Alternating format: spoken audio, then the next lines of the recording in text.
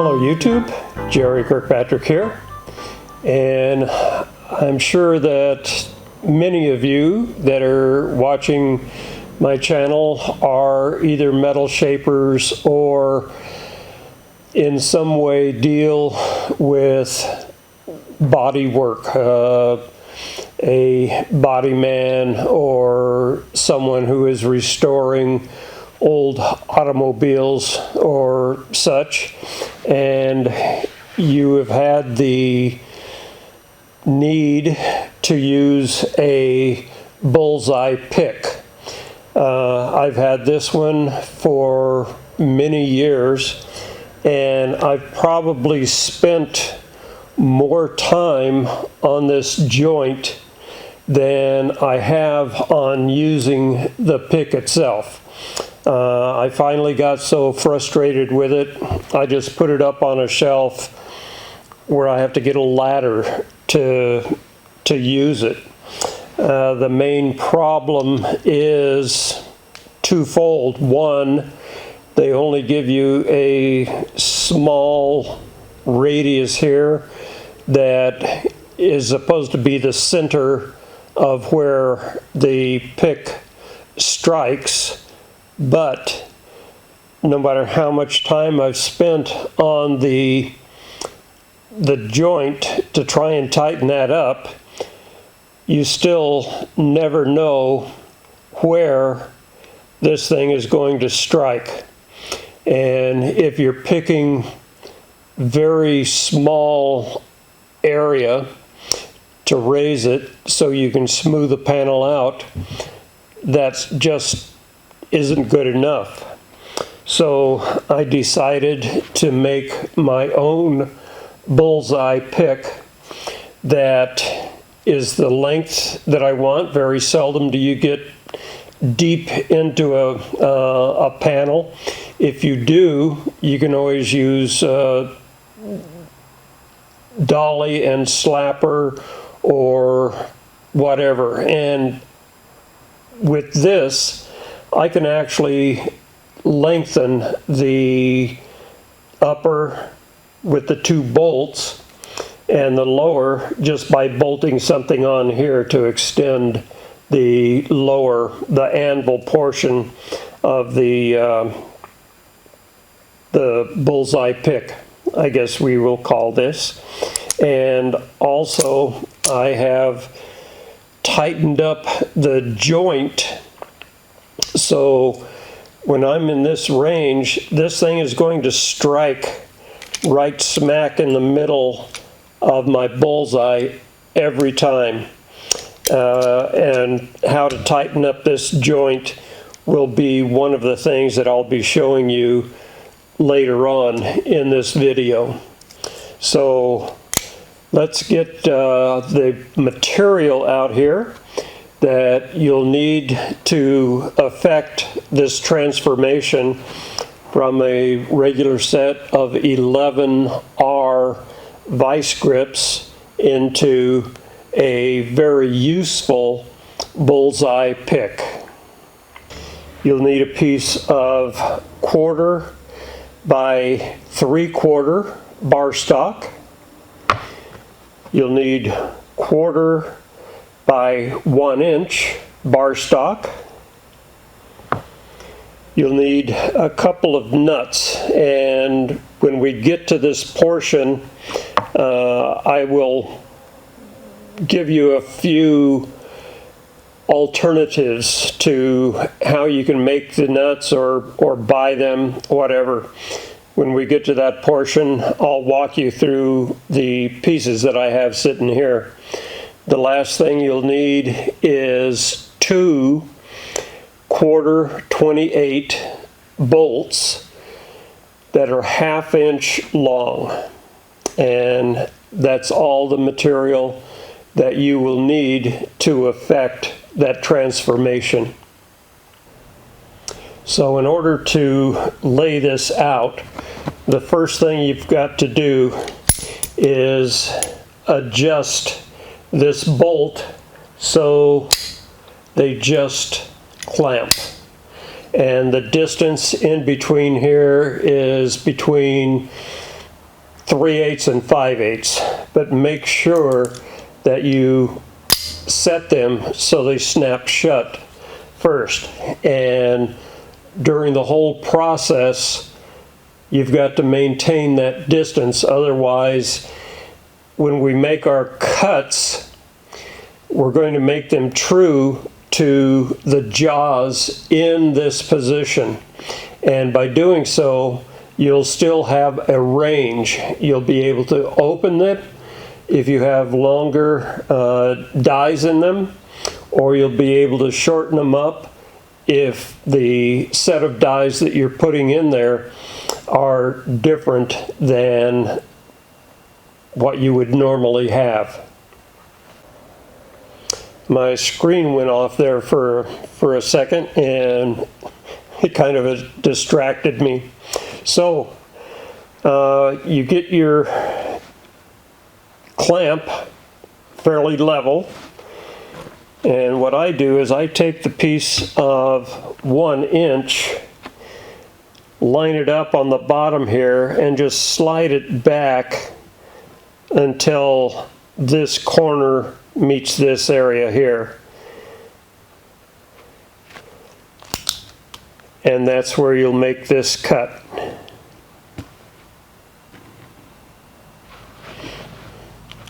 The next cut will be up here, and we want to level this out. If this is in this area here, and that we have this angle, we want this piece to be leveled up or parallel, running parallel to this lower one. And this edge is sitting right up against the top part of that. We get that leveled out.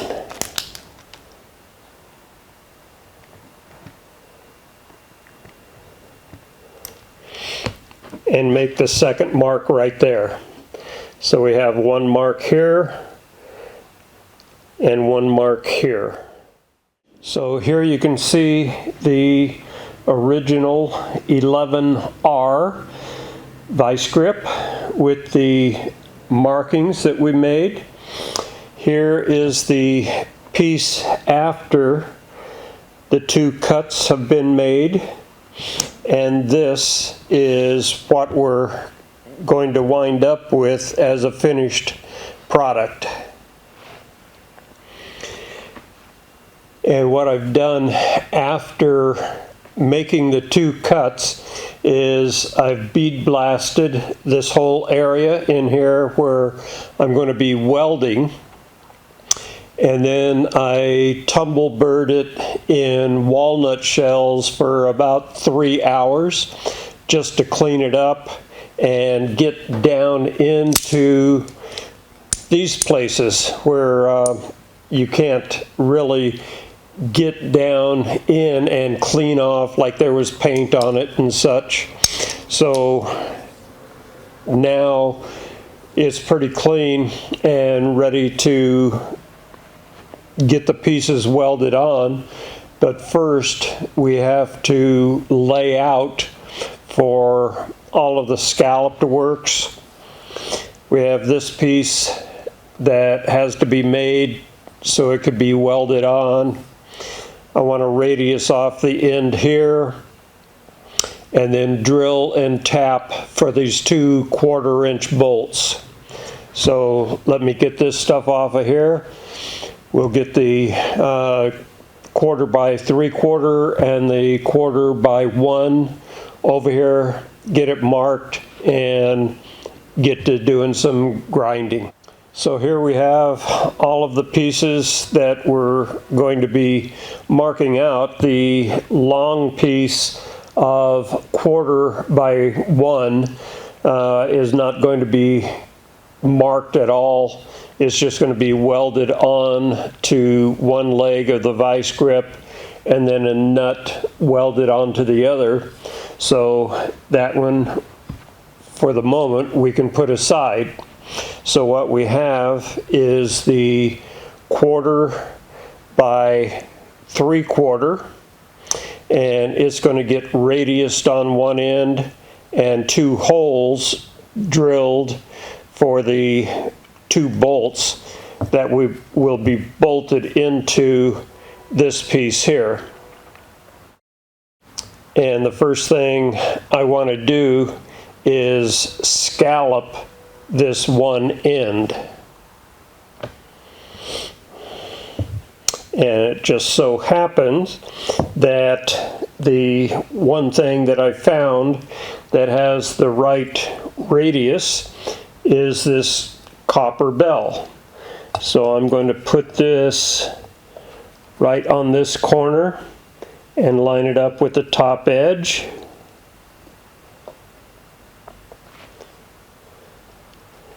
Right about there.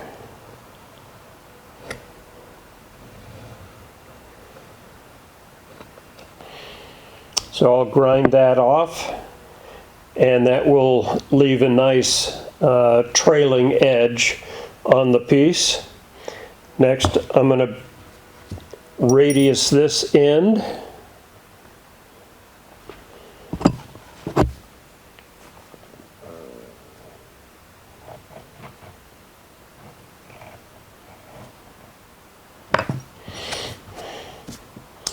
And then I'm going to radius the end of the 3/4.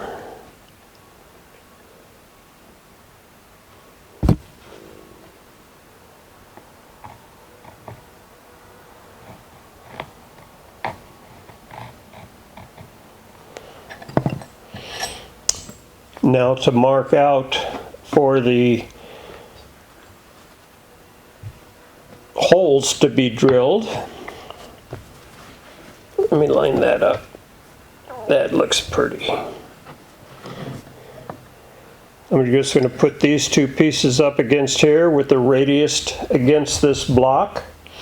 And I want my first hole 1/4 of an inch down from those radiuses.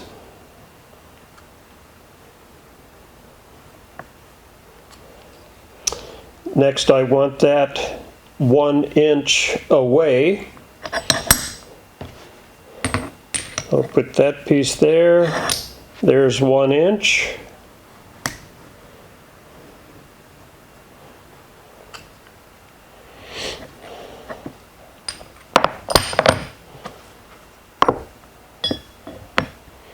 I want to mark the center line of this, so I've got a piece of 1/2 inch, 3/8, which is 1/2 a 3/4.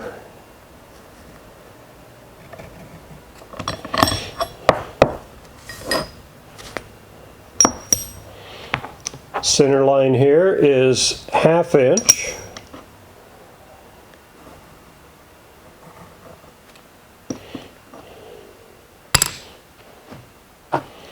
So now I've got everything marked out.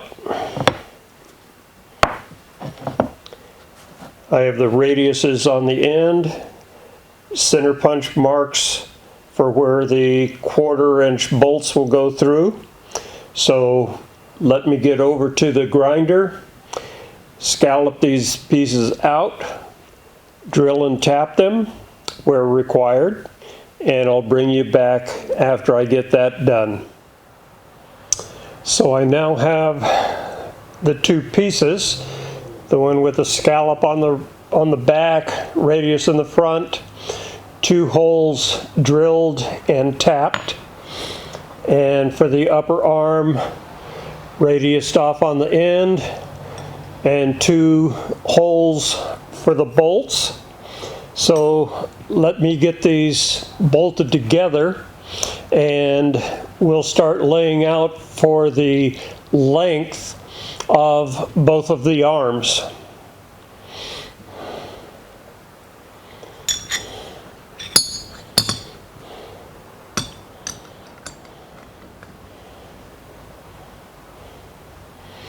So here's the piece all bolted together, and this is going to go on the top portion. So I'm going to just slide this under here and bring this back edge right up flush with this top part that has been cut off. I have 2.5 inch spacer to keep these both parallel. I have the lower one butted up against the lower jaw, and this is flush right here. The original piece at this cut line here was about 6.25 inches.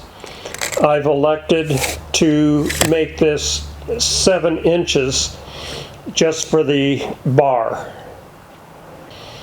And the reason I chose 7 inches is because I could. The length of these is totally up to you. The farther in you want to reach, the longer these should be, but you're going to lose the alignment if there's a slight amount of movement in the bottom jaw. It's going to be amplified the farther out that you go. So I've arrived at 7 inches for my cut length. So in order to get the cut length of the top, I'm just going to use a square, line it up with that 7 inch mark,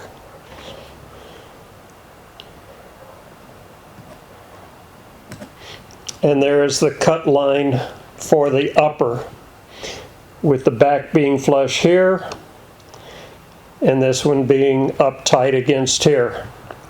So the next thing before I cut these to length is figuring out what kind of nut you're going to be using. You could use just a standard 1/2-20 nut, but as you can see, it's not as tall by any means as the 3/4, and that's even worse on the 1 inch. Just a regular lug nut, that is just about the same height as the 3/4, but it would leave you a little bit shy on the 1 inch, but it would give you more thread purchase. Now from McMaster-Carr, you can get a thread coupler.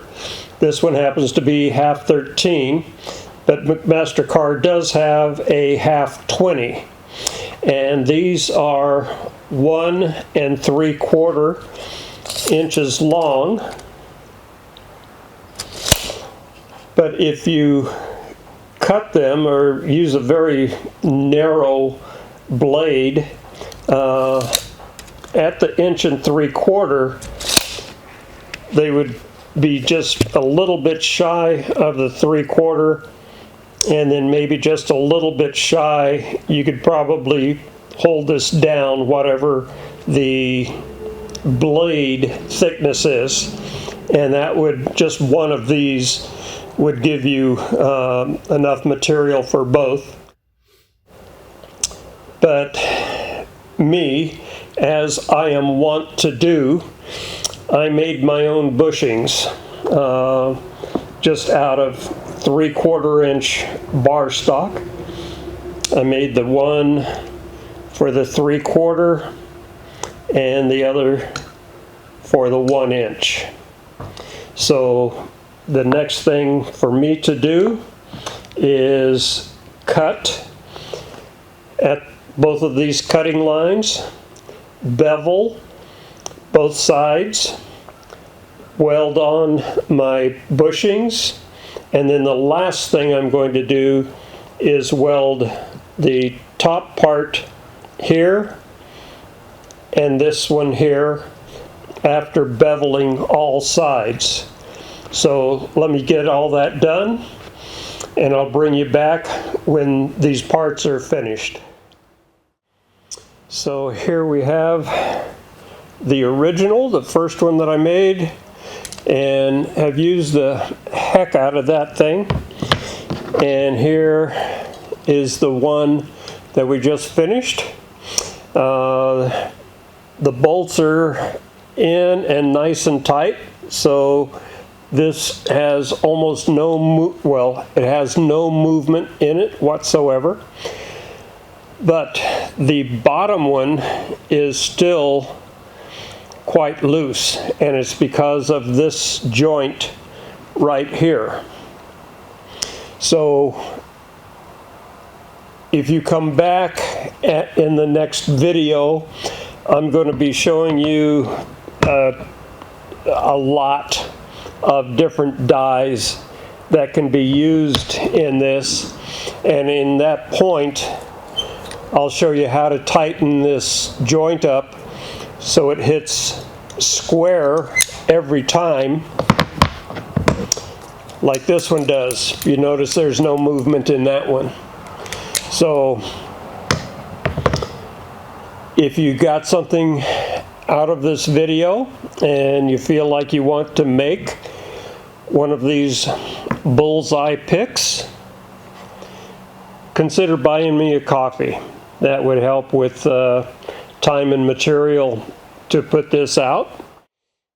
So thanks very much for watching. Give me a thumbs up, subscribe, and ring the bell. Thank you very much.